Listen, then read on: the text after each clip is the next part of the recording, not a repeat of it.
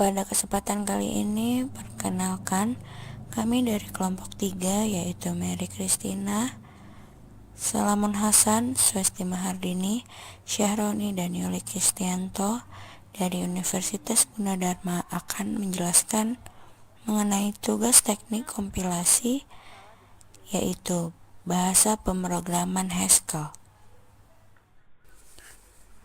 Pertama akan dijelaskan mengenai pengertian Haskell.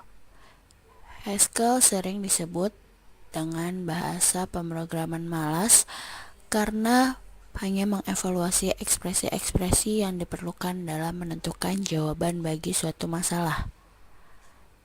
Bahasa pemrograman Haskell juga sering disebut sebagai bahasa pemrograman murni karena tidak memperbolehkan adanya efek samping atau sesuatu yang mempengaruhi bagian program.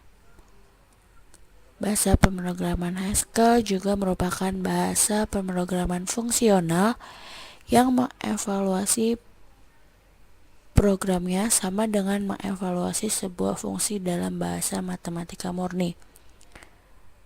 Selanjutnya, bahasa pemrograman Haskell merupakan bahasa pemrograman yang teliti yang dapat menghilangkan ekspresi yang tidak digunakan dalam suatu program. Bahasa pemrograman Haskell menggunakan sebuah sistem monads di mana digunakan untuk mengisolasi semua komputasi kotor dari program dan menampilkannya secara aman. Selanjutnya, pengaturan identasi bahasa pemrograman Haskell dan modulnya sangatlah familiar dan mungkin sangat menarik.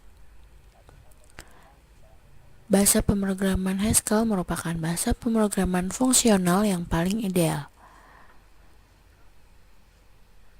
Bahasa pemrograman Haskell memiliki sintaks yang lebih mudah untuk dipahami.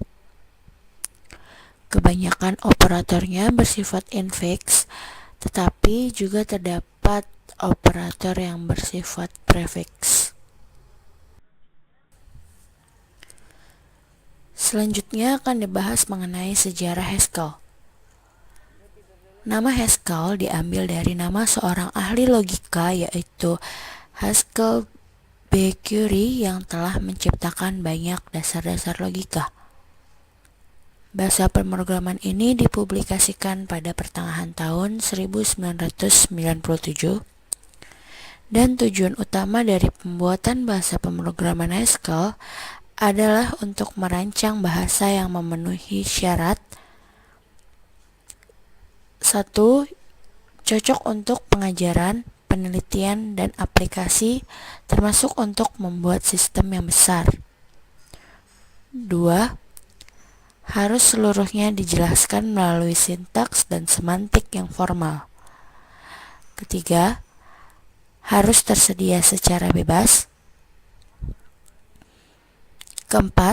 Semua orang boleh mengimplementasikan bahasa tersebut dan menyebarkannya ke siapa saja yang mereka suka. 5. Harus didasarkan pada gagasan yang sesuai dengan konsensus umum. Dan yang terakhir, harus mengurangi perubahan yang tidak diperlukan dalam bahasa pemrograman fungsional. Haskell memiliki beberapa kelebihan, yaitu yang pertama, tidak ada variabel yang berubah. Yang kedua, meniadakan efek samping. Yang ketiga, tidak ada perulangan. Dan yang keempat, tidak ada program order. Haskell juga memiliki beberapa kelemahan. Yang pertama, perkembangan kode program cenderung lambat. Yang kedua, cenderung sulit didebug. Dan yang ketiga, waktu untuk membuat program relatif singkat. Paradigma fungsional. Bahasa pemrograman fungsional merupakan ekspresi tunggal yang dieksekusi dengan mengevaluasi ekspresi tersebut.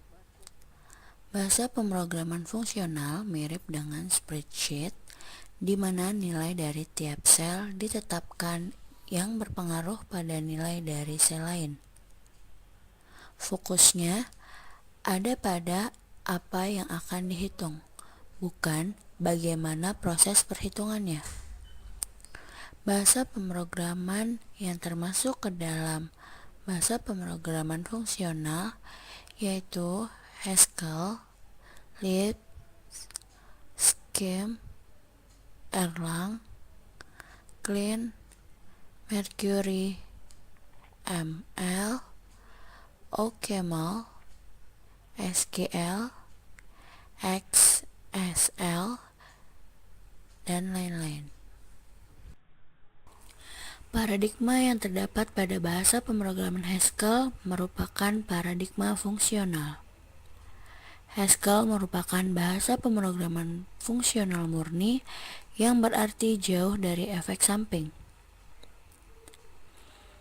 Haskell sebagai bahasa pemrograman fungsional murni dapat meningkatkan produktivitas programmer, lebih singkat, lebih jelas, dan kode-kodenya mudah dibaca, errornya semakin sedikit dan reliability-nya lebih tinggi, membuat jarak antara programmer dengan bahasa lebih pendek, dan juga waktu untuk membuat program menjadi lebih singkat. Percabangan dan fungsi pada Haskell. Percabangan statement if dan else juga terdapat pada bahasa pemrograman Haskell. Selain itu, fungsi dapat dibuat dengan menuliskan tipenya, lalu mendefinisikannya. IDE compiler pada Haskell. Glasgow Haskell Compiler atau GHC merupakan kode compiler yang bersifat terbuka untuk bahasa pemrograman fungsional Haskell. GHC dibuat pada tahun 1989 sebagai prototipe. GHC dimulai sebagai bagian dari penelitian akademis proyek pada awal 1990